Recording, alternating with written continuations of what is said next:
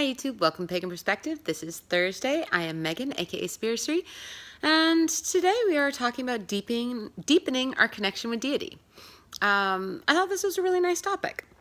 So the question asker did talk about Hecate, or Hecate. I just don't work with her ever. So for me, I'm going to kind of take what some of the other other hosts have talked about, which is more deepening our connection with deity in general versus specifically with that one goddess.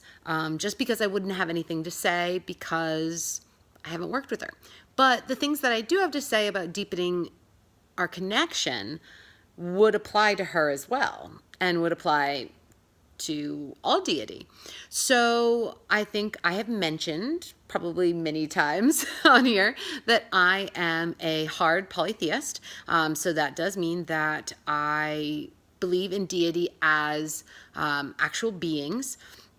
I don't believe that they have physical form the way that we do. They don't have a corporeal form like us unless they choose to. That's not their natural form. But then again, I don't believe that corporeal forms is our natural form either. So if we were to lose this mortal coil, this shell, we would still exist. Our soul, our essence, our energy would still be there. So the same way with deity. So deepening that connection. So for me, I think that the most important things that I can say for deepening a connection is actual work. And that's really, I think, the essence of it. And that is the more that you do ritual, work with, meditate on, everything you can think of, pray to, venerate, the more that you work with a particular deity, the deeper the connection you'll have with them. So one of the things that people often do is they will kind of think about what they want to do, whether it's particular ritual or spell work, and they will look up deities that would apply for that specific situation. And then that's the first time they work with them. And for me, I've never found that that's successful. For me, what happens is that if you do that, if you look up someone who is particular to your situation and it's the first time you're working with them and you're asking them for a favor, basically, they're going to be like, okay, sure, maybe. And maybe you get lucky and everything works out just fine. And if you're not a hard polytheist, then you're just calling on the energy, so it works. However, if you are a hard polytheist like myself and you think about these are beings, these are people in a sense, right? I don't necessarily view them as human. However, they have consciousness, right? These are gods and goddesses. And so if the first time that you chat with them or that you call on them, you are asking for a favor, I don't know about you, but if the first time I talked to somebody, they were asking a favor, I guess it would depend on my mood at the time. If I was particularly generous that day, I might say okay. And especially if they were really nice about it and it wasn't too big of a bother, I would probably say okay. However, for me, I know that I always see better results when I've formed a relationship with a particular deity before I start asking and calling on them at random times in random ways.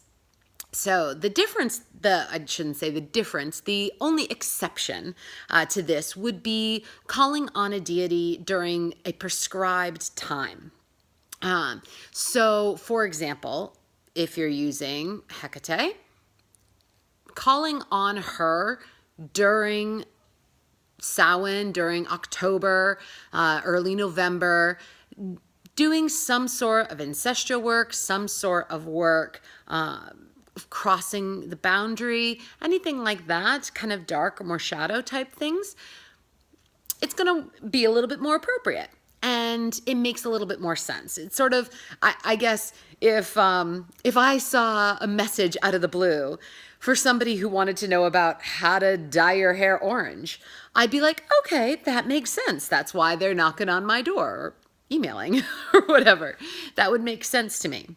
So if you're working with at a particular time of the year and there's a particular god or goddess that is associated with that time of the year or associated with what you're doing, it does make sense that you'd call on them. So that helps a little bit.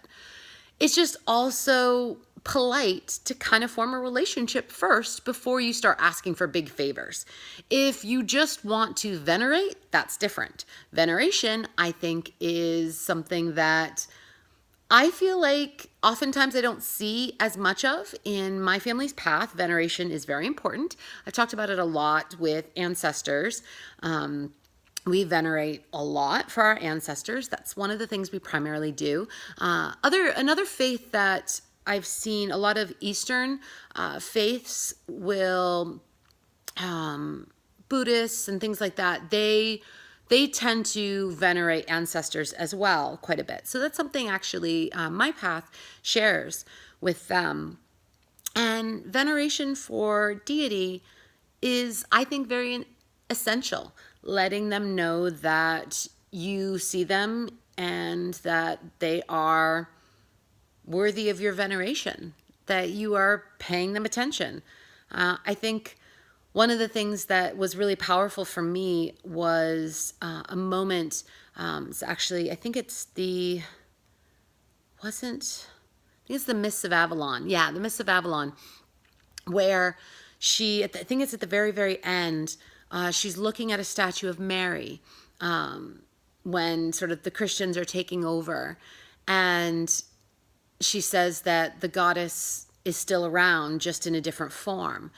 And I love that imagery because, the goddess is always there, and it's the way that the people at the time are venerating her. And so many of the old ways get lost when we lose that, when their name gets lost to time.